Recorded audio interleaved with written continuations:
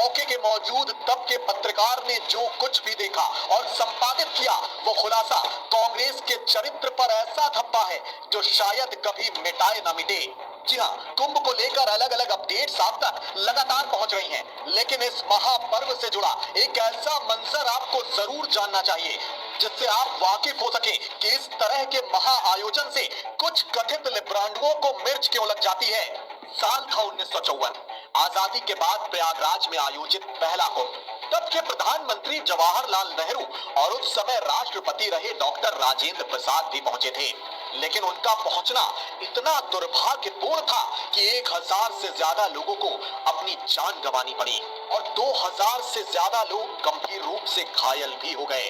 करीब 1000 लोगों के मारे जाने की वजह थी भगदड़ का मचना, जिसके बारे में अलग अलग जगहों पर अलग अलग दावे भी किए जाते हैं। हालांकि हम एक पत्रकार के हवाले से आपको वो बता रहे हैं जो सबसे विश्वसनीय आंखों देखी है उनकी, जिसको हमेशा से ही छिपाने की कोशिश की गई। सबको पता है कि भारत को आजादी 1947 में मिली थी। साल 1954 में पहली बार आजाद भारत के प्रयागराज को, जो कि तब इलाहाबाद के नाम से जाना जाता था, वहां कुंभ का आयोजन होने वाला था। हालांकि 1948 में अर्ध कुंभ का आयोजन हो चुका था, क्योंकि कुंभ 1954 का आयोजन खुद प्रधानमंत्री जवाहरलाल नेहरू के शहर इलाहाबाद में हो रहा था, तो इसमें नेहरू की निजी रुचि भी थी। लेकिन दूसरे शाही स्नान में खुद नेहरू के शामिल होने के फैसले ने प्रयागराज में लाशों का ढेर लगा दिया। इन घटनाओं को कांग्रेस की सरकारों ने दबाने के भरसक प्रयास किए। यहाँ तक कि इस 1000 लोगों के मारे जाने की घटना को कुछ भिखारियों की मौत तक कह डाला। लेकिन आनंद बाजार पत्रिका के एक पत्रकार की वजह से ये पूरा काला राज खुल गया।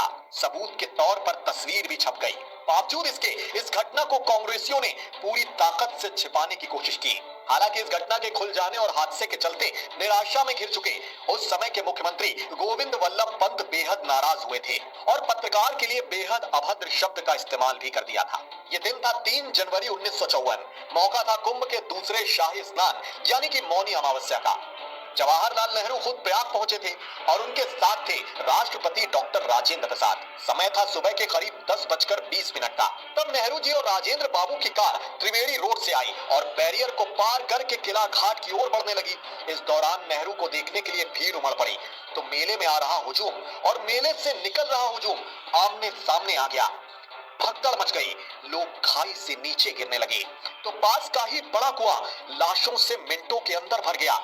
वहीं पर आनंद बाजार पत्रिका के लिए मेला कवर कर रहे फोटो जर्नलिस्ट एएन मुखर्जी ने साल 1989 में छायाकृति नाम की पत्रिका में छपे अपने संस्मरण में इन बातों को विस्तार से बताया है।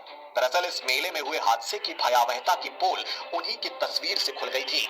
वो हादसे के समय संगम चौकी के पास एक टावर पर खड़े थे। उन्होंने अपने संस्मरण में बताया था कि प्रधानमंत्री जवाहरलाल नेहरू और राष्ट्रपति राजेंद्र प्रसाद को उसी दिन संगम स्नान के लिए आना था, इसलिए सभी पुलिस और प्रशासनिक अधिकारी उनके आगमन की तैयारियों में व्यस्त हो गए। लेकिन सुबह 10:20 पर जब दोनों कार से किला घाट की तरफ बढ़े तो भीड़ पूरी तरह से बेकाबू हो गई। हर तरफ लाशें थीं। वो खुद कई लाशों के ऊपर से चढ़कर आगे आए थे और तस्वीर खींची थी। उन्होंने हैरानी जताते हुए ये लिखा कि इस बड़ी घटना के बावजूद हादसे वाली जगह से दूर रहे शीर्ष अधिकारी सरकारी आवास पर शाम 4 बजे तक चाय नाश्ते में मशगूल रहे और उन्हें इस हादसे के बारे में खबर तक नहीं मिली। वहीं जब एनएन मुखर्जी करीब 1 बजे अपने ऑफिस पहुंचे, जहां संपादक समेत तमाम पत्रकार साथी उनके जिंदा बचने पर हैरानी जताते हुए उनके आने पर खुशी जता रहे थे। ये मामला अंतरराष्ट्रीय सुर्खियों में ना आ जाए, इसलिए उस समय की सरकार ने इसे कुछ भिखारियों की मौत कहकर इसे खारिज करने की कोशिश की। लेकिन एनएन मुखर्जी ने वो तस्वीरें अधिकारियों के सामने रख दी जिसमें कई महिलाएं महंगे कपड़े और गहने पहने हुए थी, जिससे साफ जाहिर होता था कि मृतक कोई भिखारी नहीं थे, बल्कि वो संपन्न परिवारों से थे और सरकारी अव्यवस्था के शिकार हो गए थे। अपनी जान गंवा दी थी उन्होंने।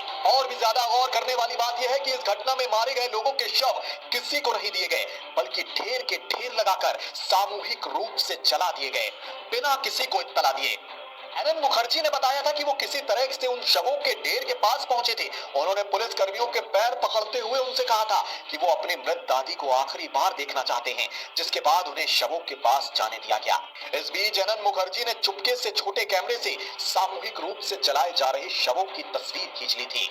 आनंद बाजार पत्रिका ने हादसे की खबर इस तस्वीर के साथ छापी, जो कि बाकी जगहों पर बहुत कम खबरें छपी। ऐसे में पूरा का पूरा कांग्रेसी सिस्टम हैरान था कि हादसे की तस्वीर तस्वीर आखिर छप कैसे गई? हमने तो भाई इतनी कोशिश की कि इस काले राज को यहीं दबा दिया जाए, कोई भी पत्रकार मुंह न खोलने पाए। उन तस्वीरों को देखते ही मुख्यमंत्री गोविंद वल्लभ पंत ने चिल्लाकर बोला था, कहां है ये फोटोग्राफर?